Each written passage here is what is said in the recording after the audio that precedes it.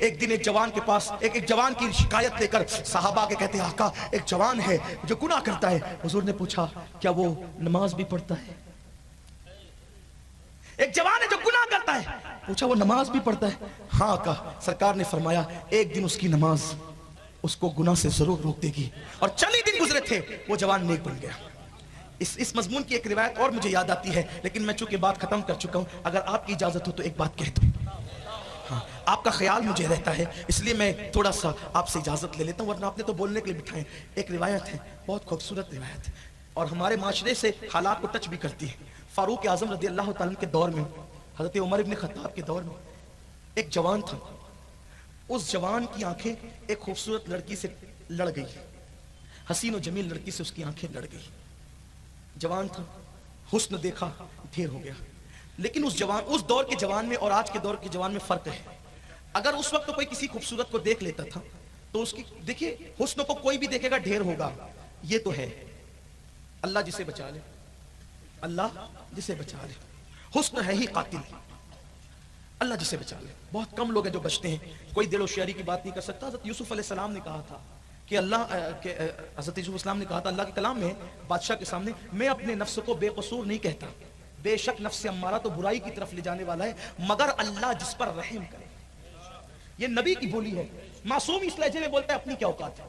تو حسن پر لوگ ڈھیر ہو ہی جاتے. اللہ جسے بچا لے, اللہ جسے کرم فرما دے, اللہ تعالیٰ جس پر رحم فرما دے. اور دعا کرو اس کا کرم ہے, اس کا کرم ہے تو گناہوں سے بچے ہوئے, ورنہ کوئی اپنے بس کی بات ہے گناہوں سے بچنا, وہ بچا لے.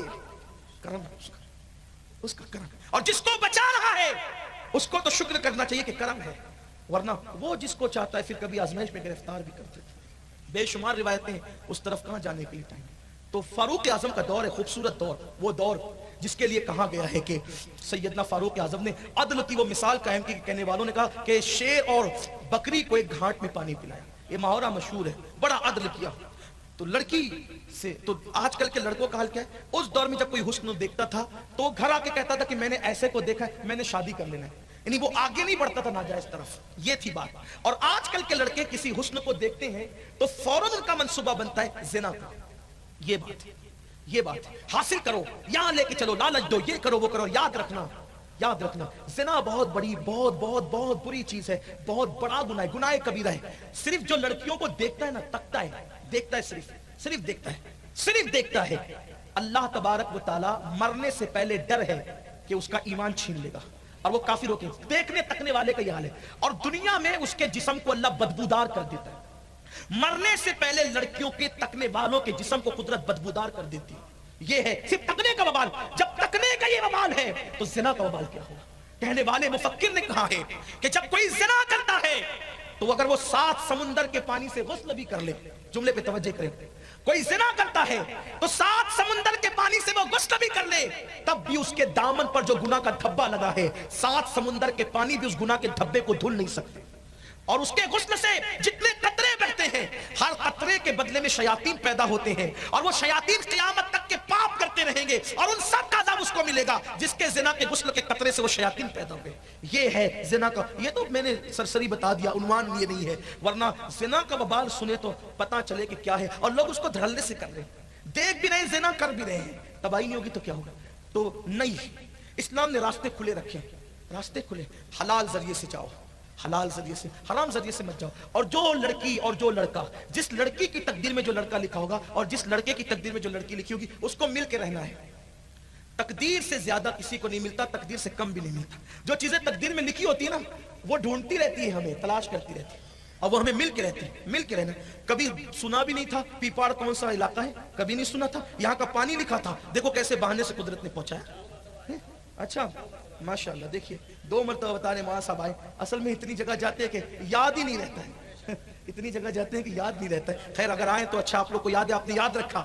ہم نے تو جفا کی کہ ہم بھول گئے, آپ نے یاد رکھا, بڑی مہربانی آپ کی. تو عرض یہ کر رہا تھا, تو یہاں پانی میں, یہاں کے پانی میں پہنچا, لکھا تھا قسمت میں, دانے نے پہنچا, لکھا تھا قسمت میں. اور اسی طرح بیوی بھی تقدیر میں لکھی, بچے بھی لکھے. ملنا ہی ملنا ہے, ملنا ہی ملنا ہے. نہیں جانتے, جناب زلیخا رہتی ہے یمن سے پار, حضرت یوسف رہتے ہیں ملک شام میں, اور ملانا ہے مصر میں.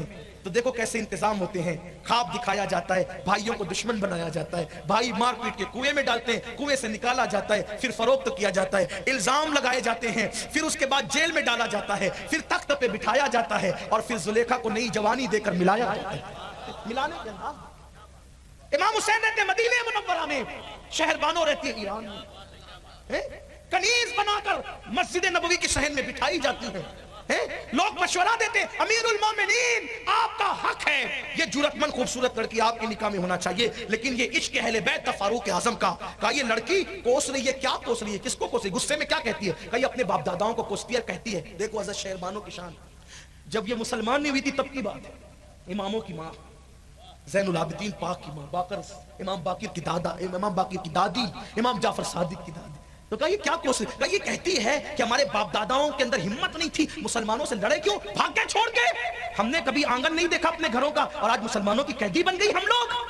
कहीं कहा वाह ये हालत असीरी में इसकी जुर्रत और इसकी हया की शान तो देखो कि कभी इसने अपना आंगन नहीं देखा, तो लोगों ने कहा इसीलिए कहते हैं कि आपके निकाह में होना चाहिए। फारूक आजम ने कहा नहीं, जब इतने ऊंचे घराने की बेटी है तो ऊंचे घराने की बहू भी बनना चाहिए, ऊंचे घराने की, फिर क्योंकि दुनिया के एतबार से घराना ऊंचा था, नौशेरवान का घराना, तो आप मजहब के एतबार से भी और हर एतबार से भी जो घराना ऊंचा है। फरमाया हुसैन कहाँ है, मौला हुसैन तशरीफ लाए, फरमाया ये लड़की बड़ी गय्यूर है, गैरतमंद है, और मैं ये चाहता हूं कि इसको आजाद करके आप इससे निकाह करें। और फिर ये भी कहा था इसकी पेशानी में मैं ऐसा बच्चा देख रहा हूं जो सिर्फ आबिद नहीं होगा, आबिदों का सरदार होगा, जो ज़ैनुल आबिदीन होगा, अल्लाह होगा। मिलाया कुदरत ने कैसे मिलाया, शहरबानों को मदीने तक पहुंचाया। और इमाम हुसैन के इस तरह की बेशुमार दास्तान, मत भटको नाजायज रास्ते में, जो लिखा है मिलना है, तकदीर में जो है वो मिलना है, कुदरत मिलाने के अंदाज जानती है। तो फारूक आजम का खूबसूरत सा दौर, वो लड़के की नजरें लड़की से चालू,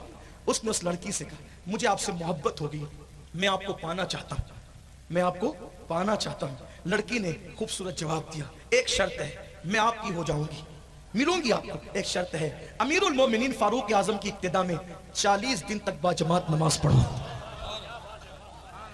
अगर बेटियां यहां मौजूद है कौम की, मैं उनसे भी कहता हूं क्या वो बेटियां थी, मोहब्बत के जाल फांसने वाले को रास्ता क्या दिखाया।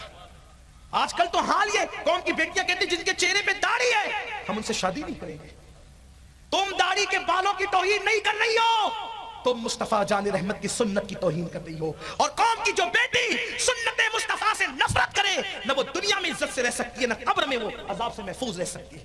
तुमने दाढ़ी मुंडाने को फरोग दिया, तुमने फैशन परस्ती को फरोग दिया। मेरी कौम की बेटियों याद रखो, दीनदार शौहर से जो सुकून मिल सकता है वो गुनहगार शौहर से सुकून नहीं मिल सकता।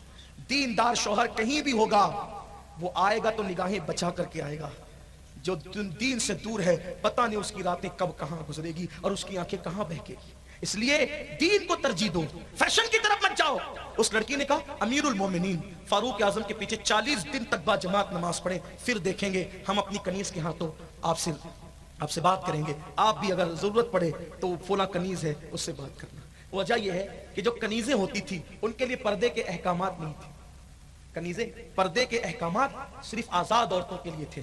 बल्कि खूबसूरत सी बात पर्दे पर आई है तो मुझे अच्छी तरह एक बात याद आई कि इज्जतदार औरतों के लिए और आजाद औरतों के लिए पर्दा है, उनकी इज्जत बढ़ाने के लिए, कनीजों के लिए नहीं। जो लड़कियां बिकती थी ना बाजार में, उन्हें कनीज बना के खरीदा बेचा, उनके लिए पर्दा नहीं था। वजह सहाबा किराम की फिक्र क्या थी, जब हजरत सफिया हुजूर अलैहि सलाम जब गए थे ना जंग के मौके पे, तो खैबर में हजरत सफिया कनीजों में तशरीफ लाई थी, तो हुजूर अलैहि सलाम ने उनसे निकाह किया, वलीमा भी किया। सहाबा जो अक्सर थे, कुछ को पता चला, अक्सर को पता नहीं चला कि निकाह हुआ या नहीं हुआ, तो सहाबा आपस में बातें करने लगे, अभी पता चल जाएगा बेचैन क्यों हो, अभी पता चल जाएगा बेचैन क्यों हो। का कैसे पता चलेगा, का अगर हुजूर अलैहि सलाम सफिया को बेपर्दा रखे तो समझ लेना कनीज है, और अगर सफिया को पर्दा करा दे तो समझ लेना कनीज नहीं है, ये उम्मुल मोमिनीन बन गई, आजाद कर दी गई है। यानी कनीज को और आजाद को पहचानने के लिए पर्दा मेयार था, ये सहाबा की सोच थी। तो उस लड़की ने कहा जो बात कहना है मेरी कनीज से कह देना, हम भी कह देंगे। एक दिन 2 दिन गुजरा, गुनाहों की बात दिल में थी उसके, किसी तरह ख्याल में रही होगी। 40 दिन गुजरे, 40 दिन के बाद अब उस लड़की ने चाहा कि अब आएगा पैगाम, आना नहीं था ना आया। आखिरकार इन्होंने खुद कनीज को भेजा और उस लड़के से कहा, क्यों 40 दिन पहले तो मिलने की बात करते थे और एक दूसरे को पाने की बात करते थे, अब कहां गया, क्या है, क्या ख्याल है? लड़के ने जवाब दिया, नहीं, 40 दिन की नमाजों के बाद अब दिल में खुदा बस गया है, अब किसी की जरूरत नहीं है, अब गुनाह का तसव्वुर दिल में नहीं है, ये नमाज है, आओ अगर नेक बनना है नमाज